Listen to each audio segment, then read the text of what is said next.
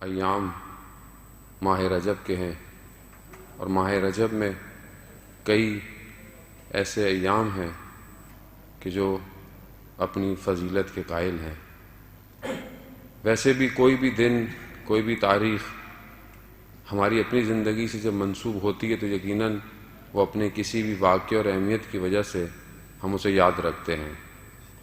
انسان مادی ہے، انسان محدود ہے، خود دنیا بہت محدود ہے، لیکن اس محدود اور اس لمیٹڈ چیز کے اندر پروردگار نے کچھ ایام ایسے رکھے ہیں کہ جس میں اگر ہم کچھ کام کریں تو ہم اس لامحدود زندگی میں خوشحال رہ سکتے ہیں، جس میں ماہ رجب ایک ایسا ایام ہے۔ خداوند متعال کے نزدیک زمانہ کوئی اتنا مہم ظاہراً نہیں ہے کہ خداوند متعال گئے، یہ ہمارے لیے 24 گھنٹے، ہفتہ، پھر مہینہ، پھر سال، لیکن انہی ایام کے اندر کہ جو مادی دنیا ہے جس میں سورج گھوم رہا ہے اور ہمارے لیے ایک زمانہ تعین کر رہا ہے، اسی مادی، اسی محدود کے اندر پروردگار جب کسی ایام کو اپنے آپ سے منسوب کر دیتا ہے تو اس کے اندر برکت ڈال دیتا ہے۔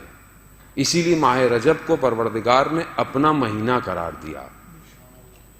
اب اگر ہم اس سے فائدہ نہیں اٹھائیں گے تو یقیناً ہم باقی چیزوں کی طرح اگر ہم دنیا سے گزر گئے تو روز قیامت حسرت کھائیں گے کہ یہ ایام گزر گئے اور ہم نے اپنی زندگی میں ان کو اہمیت نہیں دی۔ ماہ رجب بھی بالکل ایسی ہے، یقیناً آپ نے اس سے پہلے گفتگو سنی ہوگی ایام میں، ظاہر ہے اور بھی آپ کے پروگرام پہلے بھی ہو چکے ہیں، لیکن بہرحال توفیق ہوئی ہے، کچھ دن رہ گئے ہیں تو شاید ہو سکتا ہے کہ ہم کچھ دن بہتر گزار سکیں۔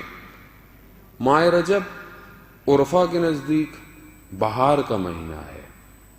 بہار کس کو کہتے ہیں؟ شکوفہ ہونا، دوبارہ زندہ ہونا، تجدید حیات ہونا۔ جو چیز مرجھا گئی تھی وہ دوبارہ کھلتی ہے، اس کے اندر زندگی آتی ہے۔ عرفہ اس کو بہار کا مہینہ کہتے ہیں۔ کیوں؟ کیونکہ روح کے کھلنے کا مہینہ رجب ہے۔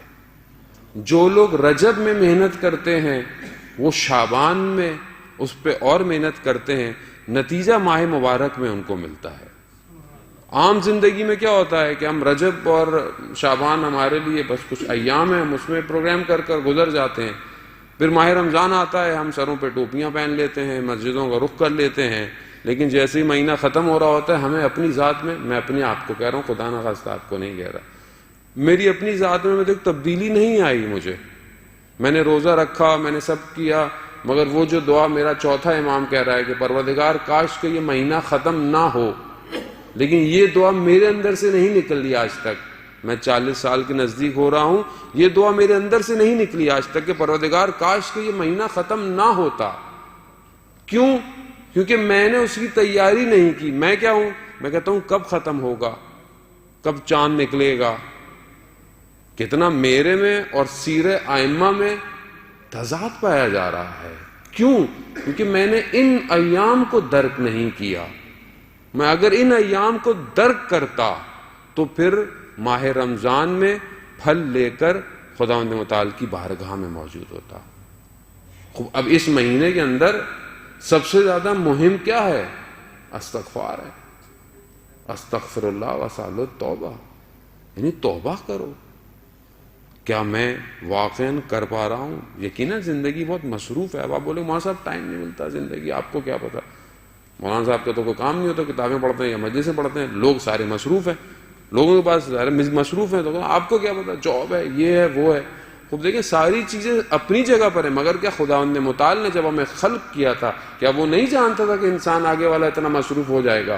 تو یہ اتنے سارے جو اس نے ہمارے لیے اعمال بھجوائے اپنے انبیاء کے ذریعے سے، تو کیوں بھجوائے؟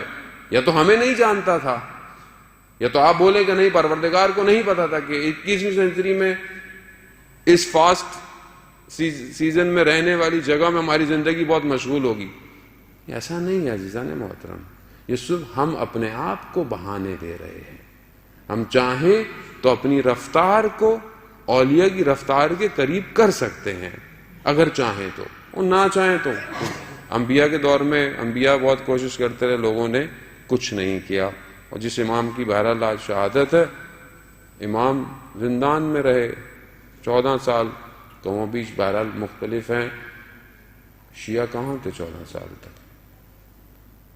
تو آج بھی ہم شاید اپنے آپ سے یہی گلا اور اپنے آپ سے یہی کرتے رہیں کہ ہم کیا کریں، مصروفیت ہے، اور وہ جو غیبت میں ہے وہ کس کا انتظار کر رہا ہے؟ کسی اور کا انتظار کر رہا ہے۔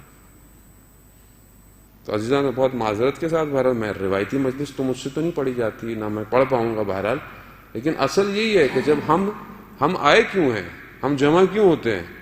ہم تبدیل ہونے کے لیے آتے ہیں، ہم کچھ سننے کے لیے آتے ہیں۔ خود جو چیزیں ہم جانتے ہیں اس پر اگر ہم عمل کرتے رہیں تو یقیناً ہم آگے بڑھیں گے۔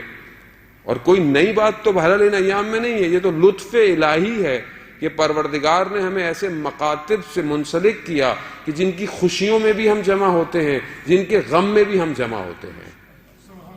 اور یہ ان کا لطف ہے کہ انہوں نے ہمیں انہی ایام کے ذریعے سے ہمیں رزق مادی بھی دے رہا ہے، رزق معنوی بھی دے رہا ہے۔